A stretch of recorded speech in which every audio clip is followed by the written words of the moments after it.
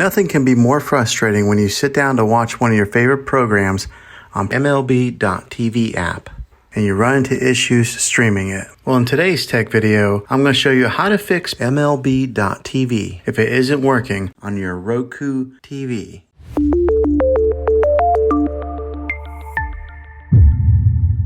Let's see if we can fix your problems and get your MLB.TV back up and running as quickly as possible. The first one, it's the easiest one to try, and that is to unplug your TV from the wall outlet and wait 60 seconds. Now don't be impatient here, wait the whole 60 seconds, then plug it back in. This is very different from turning your TV on and off with your remote control. This is what we call a hard reset of your TV, so make sure you do this method. If that doesn't work, then find your router that is giving you Wi-Fi and unplug the power to that for 60 seconds. Then plug it back in. If it fixes it, great. If not, let's go ahead and move on to the next method. Try deleting MLB.TV on your TV. Go to wherever the apps are located on your system and remove the app altogether. Then reinstall MLB.TV again. After you reinstall it, you might have to log back in with all of your credentials, but hopefully this will work. And if that doesn't work, then I recommend buying an affordable Roku stick, Fire Stick, or Apple TV 4K and plug that into your TV and use that as your main streaming player. And you'll be able to access MLB.TV. I'll put links in the description down below of where you can get one. Well, hopefully this video was helpful for you.